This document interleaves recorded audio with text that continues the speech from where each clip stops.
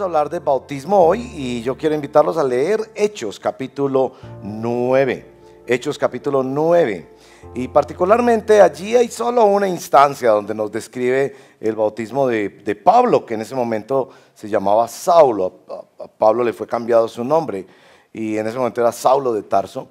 Y vamos a leer esta historia tan interesante. Yo sé que ya, creo que fue el año pasado, hicimos una prédica de Hechos y pasamos por ahí, pero aquí vamos a pasar realmente observando tres cosas que quisiera pedirles que ustedes pongan su atención especial en la lectura, porque la exposición va a ser breve, entonces confío que sobre todo en la lectura usted pueda poner todo su empeño y su concentración en recibir y asimilar bien esa palabra, ¿no? Masticar bien el alimento de la palabra del Señor. Tres cosas básicamente que le pido que tenga en cuenta. La primera es el aspecto de la obediencia, que en todo el capítulo está mucho el tema de que quien parecía mandar se vuelve un siervo que obedece y que aún la iglesia tiene que obedecer, porque ser discípulo es obedecer a Cristo. Eso es muy importante. La segunda palabra es el aspecto del testimonio, ¿cierto? Una vida transformada y cómo se ve. ¿Qué fue lo que le pasó a este hombre que pasó de ser enemigo a ser hermano? Y eso es tan bonito porque es, digamos, una cosa tan importante en la fe cristiana, que Dios trae reconciliación vertical con él, pero también con otros. El testimonio de una vida que pasó de las tinieblas a la luz. Y el tercer aspecto es la aceptación, que Saulo tiene que aceptar a estos que perseguía como su familia y aún dar su vida por ellos. Pero también esta familia de cristianos que eran perseguidos por Saulo de Tarso tienen que aceptar a Saulo. Y esos tres aspectos se van a ver hoy en los bautismos. Ustedes que se bautizan hoy nos están permitiendo ver pasos de obediencia, porque la Biblia dice que debemos bautizarnos, el Señor lo instituyó, entonces nosotros obedecemos. Y entonces ustedes nos dan un ejemplo a nosotros de obediencia hoy. De seguir la palabra de Cristo y vivir bajo el gobierno de la espada de Cristo, y no nos avergüenza decir que nos sometemos a la palabra de Dios. Pero también nos dan un ánimo especial con su testimonio. Yo sé que cuando venimos a Cristo es el comienzo de nuestro proceso de santificación, pero sin duda el haber llegado a Cristo ha marcado unas acciones especiales del Señor en su vida. Y en tercer lugar, pues queremos que ustedes nos acepten como sus hermanos y aceptarlos a ustedes como nuestros hermanos en Cristo, y todo lo que se ve aquí en esta historia. Leamos la historia con esas tres perspectivas porque voy a ir rápido, entonces les ruego tener muy en cuenta sus ojos en la lectura. Me encanta si traen la Biblia a la iglesia, la Biblia física.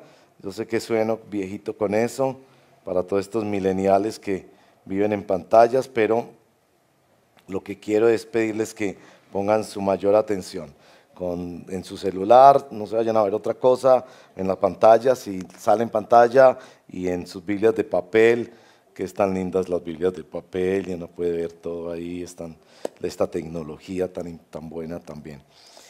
Bueno, dice así la palabra del Señor. Saulo, nuestro personaje, ese para los que están, pues ese es el que después se llegó a llamar el apóstol Pablo. Saulo, respirando todavía amenazas y muerte contra los discípulos del Señor. Imagínense eso, respirando de odio, y quería matar y meterlos a la cárcel a los que eran cristianos. Fue al sumo sacerdote, y le pidió cartas para las sinagogas de Damasco, para que si encontraba algunos que pertenecieran al camino, tanto hombres como mujeres, los pudiera llevar atados a Jerusalén. Mientras viajaba, al acercarse a Damasco, de repente resplandeció a su alrededor una luz del cielo, un fenómeno sorprendente, milagroso del Señor. Al caer a tierra oyó una voz que le decía, esto es Jesús hablándole: Saulo, Saulo, ¿por qué me persigues? Muy interesante, le confronta de una, ¿cierto? Tu problema es conmigo. Verso 5, la respuesta de Pablo es: ¿quién eres, Señor?, preguntó Saulo. Y el Señor respondió: yo soy Jesús, a quien tú persigues. Levántate, entra en la ciudad, y allí se te dirá lo que debes hacer. Los hombres que iban con él se detuvieron atónitos, oyendo la voz, pero sin ver a nadie. Saulo se levantó del suelo, y aunque sus ojos estaban abiertos, no veía nada. Quedó ciego. Y llevándolo por la mano, lo trajeron a Damasco. Y estuvo 3 días sin ver, y no comió ni bebió.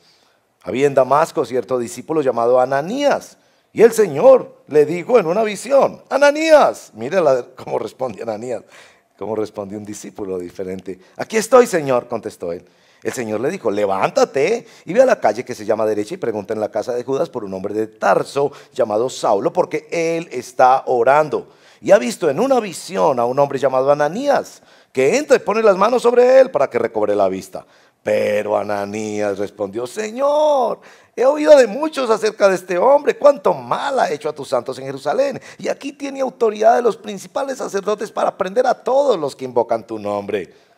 Pero el Señor le dijo: ve, porque él es mi instrumento escogido para llevar mi nombre en presencia de los gentiles, de los reyes y de los israelitas, porque yo le mostraré cuánto debe padecer por mi nombre.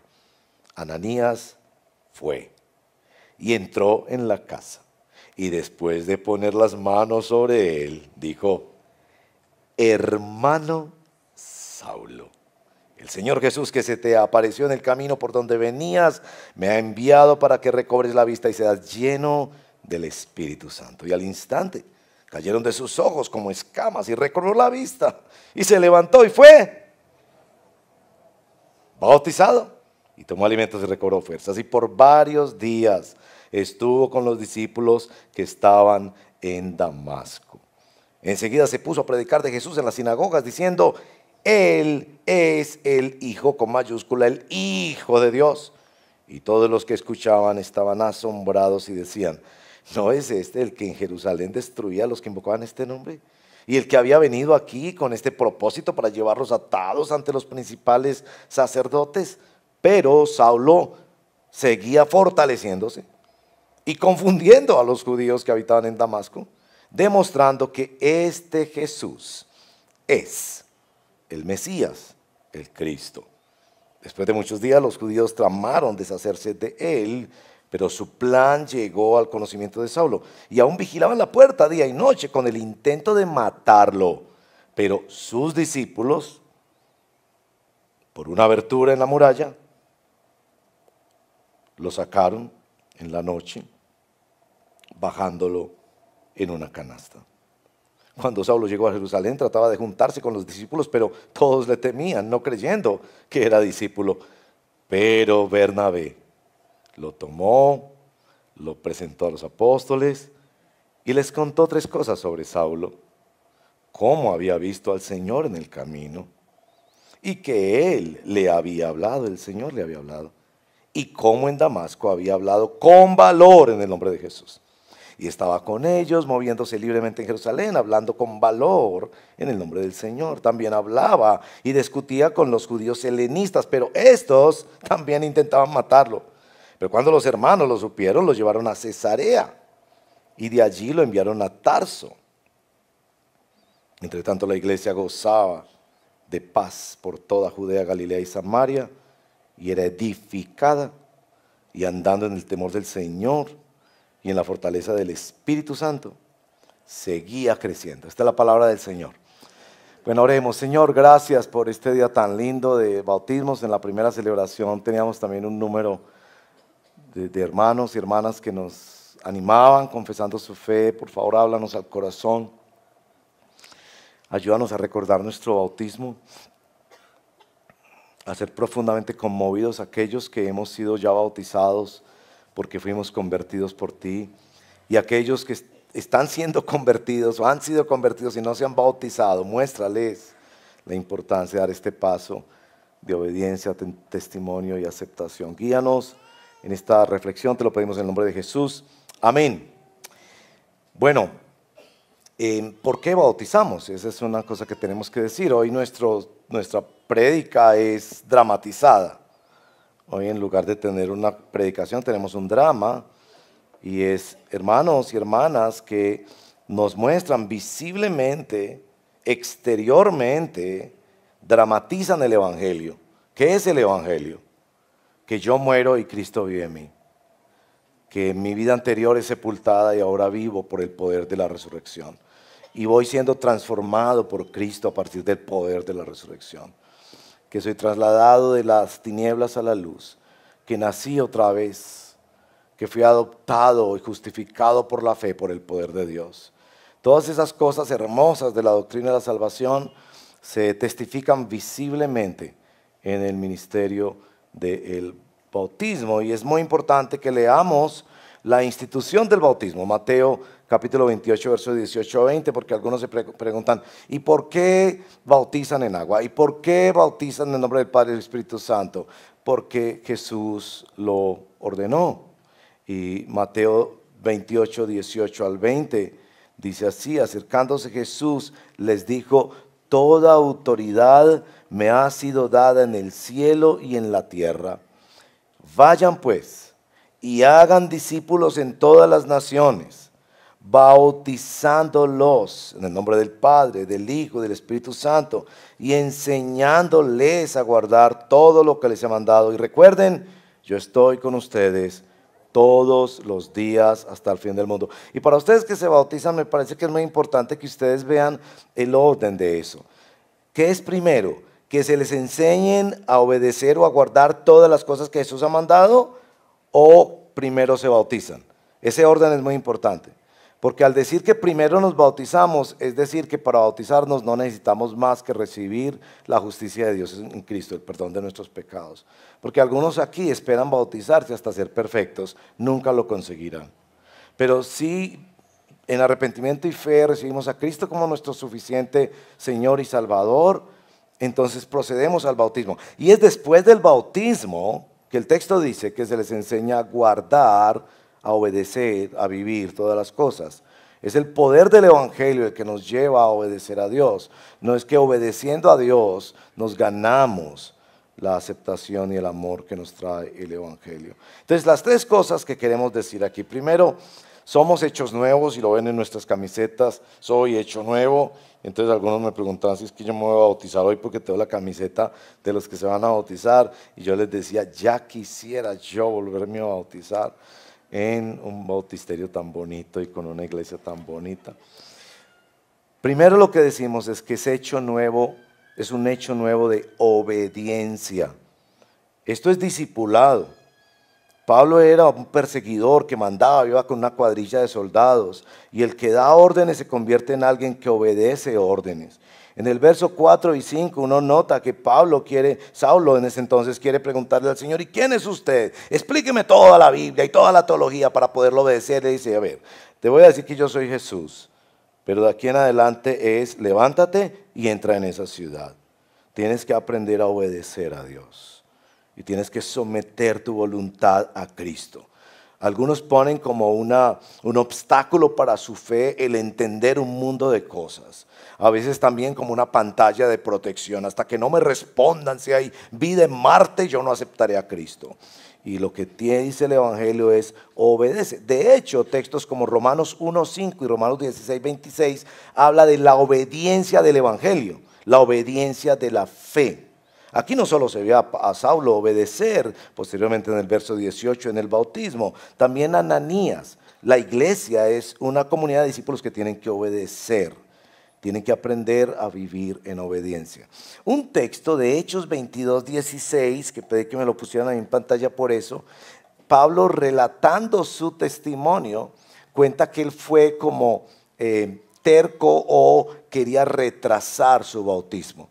Porque el texto de la narración de Hechos 22:16, él mismo dice que se le tuvo que decir, y ahora, ¿por qué te detienes? Levántate y bautízate. Hechos 22:16.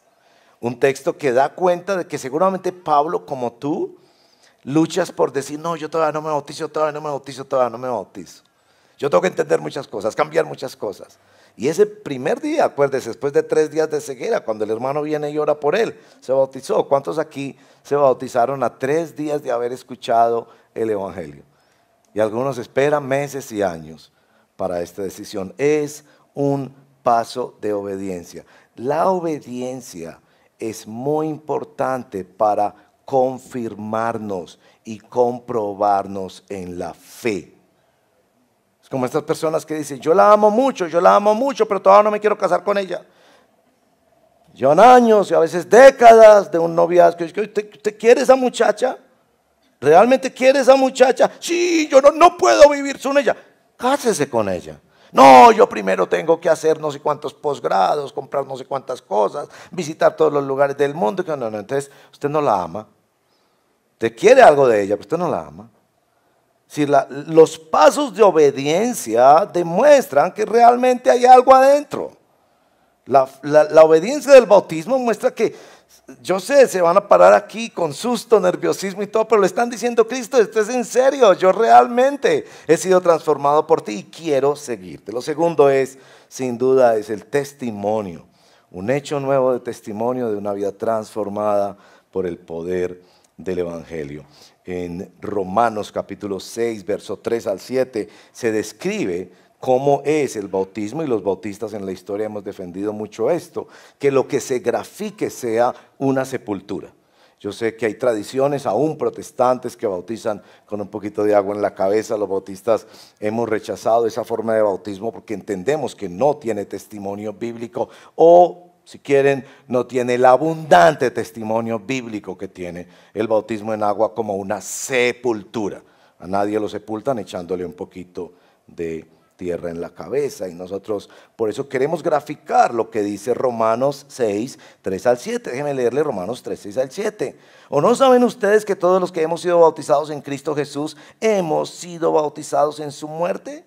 Por tanto, hemos sido sepultados con Él por medio del bautismo para muerte, a fin de que como Cristo resucitó de entre los muertos para la gloria del Padre, así también nosotros andemos en novedad de vida. Porque si hemos sido unidos a Cristo en la semejanza de su muerte, ciertamente lo seremos también en la semejanza de su resurrección. Sabemos esto, que nuestro viejo hombre fue crucificado con Cristo para que nuestro cuerpo de pecado fuera destruido, a fin de que ya no seamos esclavos del pecado, porque el pecado ha muerto, hemos sido libertados del pecado. Toda esta idea de una vida que muere y una nueva vida que comienza, como que se pone un momento de cambio radical y trascendental en la vida de una persona. Yo anhelo que ustedes que se bautizan hoy recuerden este día como el día más importante de sus vidas. Yo sé que los que se casan dicen: ay, el día más importante de mi vida fue el día que me casé. No digo que no es importante el día que te casas, o que te gradúes, o tienes tu primer hijo, siembras tu primer árbol, o escribes tu primer libro, o das tu primera ofrenda, o perdonas a tu primer enemigo. No sé, hay tantas cosas bonitas en la vida que podemos hacer por primera vez, pero un solo bautismo, dice Efesios capítulo 4, es un momento donde nuestra vida es marcada y sellada, donde nos casamos con Cristo. Es una marca esencial de discipulado. Pablo aceptó ser discipulado. Esto es clave con él. Porque cuando llega en el verso 27 a Jerusalén, ustedes lo verán, los hermanos no creían, tenían temor de que él sí fuera discípulo. Verso 26, verso 27. Bernabé lo tomó y lo presentó a los apóstoles y les contó cómo Saulo, y tres cosas que dicen del testimonio de una vida transformada. Atienda a esto, por favor. El testimonio de una vida transformada. No piense que ser cristiano es empezar a asistir a una iglesia. Por supuesto es bueno asistir a una iglesia si en esa iglesia me enseñan la Biblia. Claro que eso es importante. Y quisiéramos que todo Medellín escuchara el Evangelio. Pero una vida transformada, aquí Bernabé se las describe en tres aspectos. Aquellos que tenían temor de que este hombre es sencillamente un infiltrado, él no es cristiano, él se metió aquí a ver qué aprende de nosotros y cómo nos captura y cómo captura a los líderes principales del movimiento. Bernabé les cuenta tres cosas. Primera, había visto al Señor en el camino.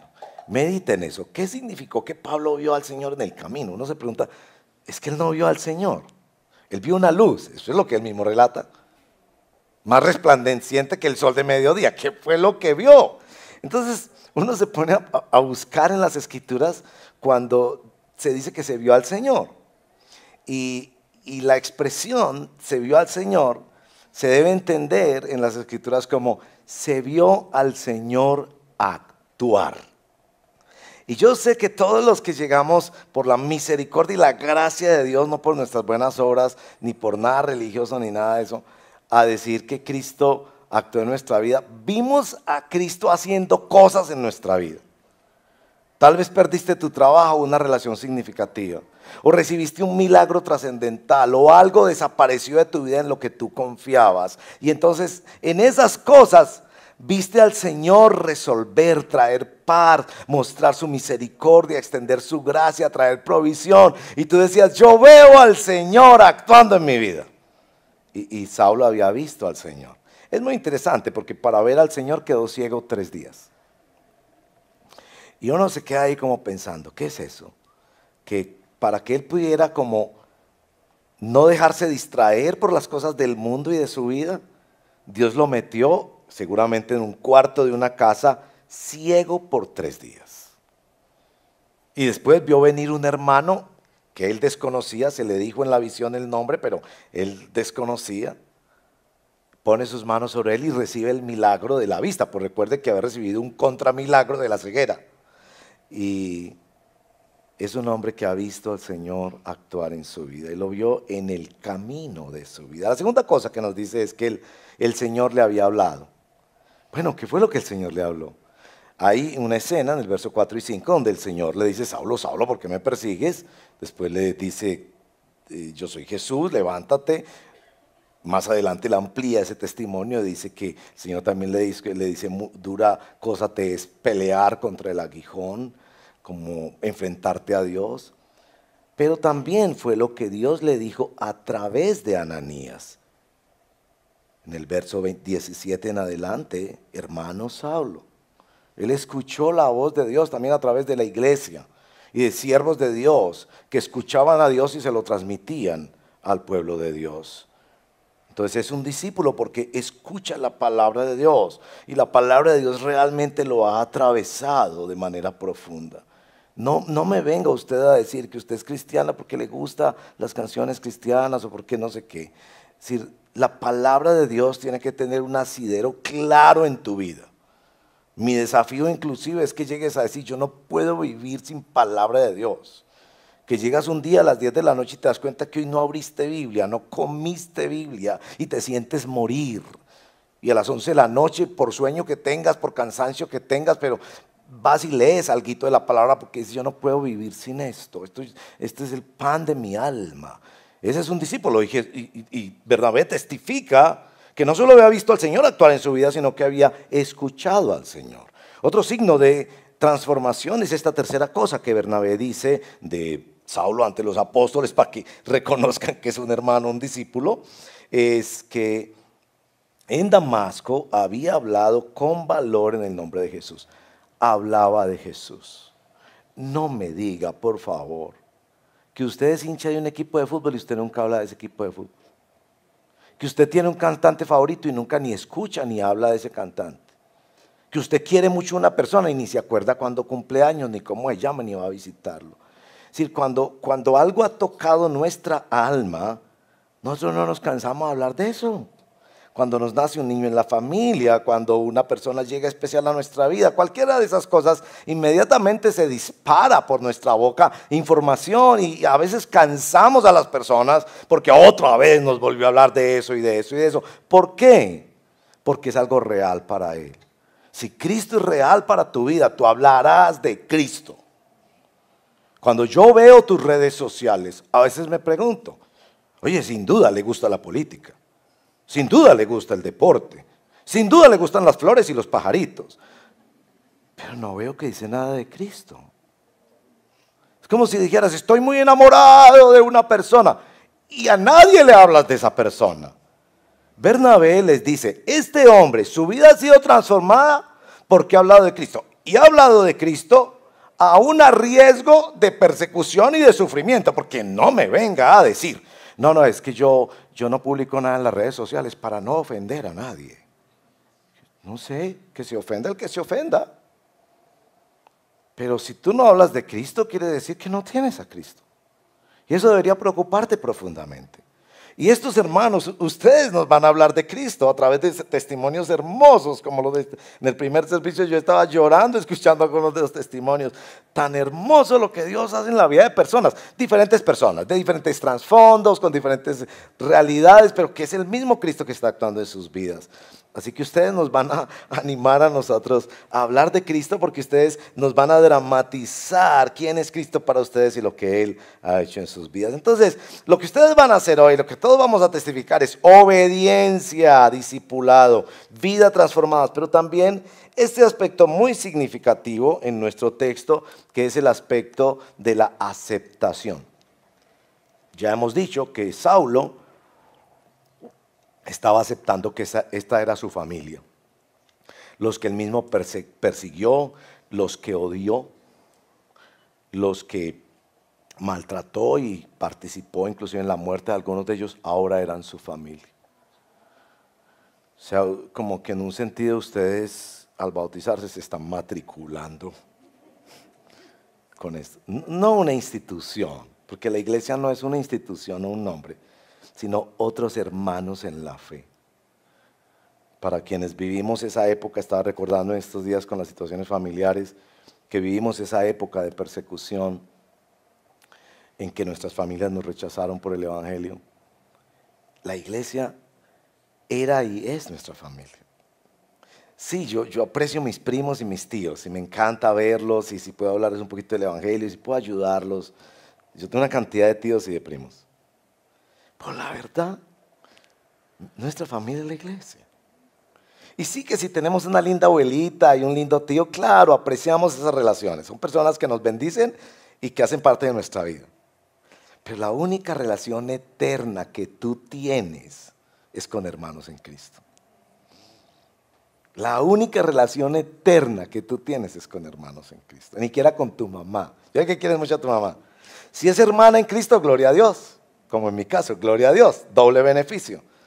Pero esto es trascendental. Estamos expresando una aceptación mutua. Tal vez la forma más bella de este pasaje es cuando usted mira en los extremos del capítulo de esta historia, Saulo respirando todavía amenazas y muerte contra los discípulos, verso primero y segundo. Y verso 30 o verso 29. Y los hermanos lo están cuidando. Los hermanos lo están llevando a Cesarea y lo están llevando a Tarso. Y la iglesia crecía. Qué contraste tan extraordinario. Pero en el centro, verso 17, Ananías, en nombre de la iglesia, diciéndole, hermano Saulo. Ahora, este hermano Saulo no era el gran Pablo, el teólogo que había escrito, no, en ese momento no había escrito nada. Llevaba 3 días de convertido. Seguramente tenía enredos que resolver en su vida. Pero hermano Saulo. Así que queremos que ustedes se sientan aceptados por Dios por medio de la iglesia. Y bueno, termino mostrando en nuestra confesión de fe y mensaje bautista, si me sacan allí, aparece en esta confesión de fe que estamos enseñando, y esto vamos a profundizarlo más el año entrante. Fe y mensaje bautista del 2000, el bautismo. El bautismo cristiano es la inmersión de un creyente en agua, en el nombre del Padre, del Hijo y del Espíritu Santo. Es un acto de obediencia que simboliza la fe del creyente en un Salvador crucificado, sepultado y resucitado, gloria a Dios. La muerte del creyente al pecado, la sepultura de la vida antigua y la resurrección para andar en novedad de vida en Cristo Jesús. Es un testimonio de su fe en la resurrección final de los muertos. Como es una ordenanza de la iglesia, es un requisito que precede al privilegio de ser miembro de la iglesia, la participación en la Santa Cena. Yo me acuerdo cuando yo fui bautizado, yo tenía solamente 13 años cuando fui bautizado. El Señor me convirtió a mí como a los 12 años y medio. Era muy niño, yo sé, pero eso es lo que yo tengo en mi memoria, que escuché el Evangelio y muy fuertemente sentí en mi corazón que tenía que rendir mi vida a Cristo. Y bueno, fui bautizado un poquito tiempo después. Yo me acuerdo que ese día, haciendo la filita, yo era esperando que cancelaran los bautismos. Yo pensaba, ay, que se vaya la luz, que haya un tsunami, que el pastor se enferme, que caiga el coronavirus. No, en esa época no había coronavirus. Que no sé, que el agua esté demasiado fría, cualquier cosa. No, yo no me siento capaz. Tantos nervios. Yo a veces digo, que los nervios que tenemos para hacer algo significan que es muy importante para nosotros. Como los nervios que veo cuando se van a casar o cuando primer día en la universidad o en un trabajo o reciben un niño por primera vez y uno, ay, yo no sé, yo voy a ser capaz, si soy buen papá, todo eso. Yo creo que muestra que es algo serio. Así que bendigo los nervios que ustedes tienen. En el grupo anterior, una de las personas me dijo que esta mañana dolor de estómago, casi se van para el hospital. Entonces, pero también recuerdo que después de que fui bautizado, había como un gozo tan especial, como una plenitud del Espíritu, como que ese vaciamiento que hay en el bautismo de rendir mi voluntad a Cristo, ahora era llenado con, vamos con Cristo para lo que sea y gracias Señor por perdonarme y amarme, no voy a perder mi salvación jamás, le pertenezco a Cristo por toda la eternidad, digan lo que digan, y bueno, no sé el futuro, pero Dios me va a guiar y Él ha mostrado ser fiel. Y yo sé que no es mi testimonio solamente, yo sé que es el testimonio de la mayoría de los que estamos aquí. Así que en el nombre del Señor yo quiero animarlos un poco como aplicación, que quienes no se han bautizado, no posterguen más, vengan a Cristo en arrepentimiento y fe. No necesitas saberte la Biblia entera, eso vendrá después.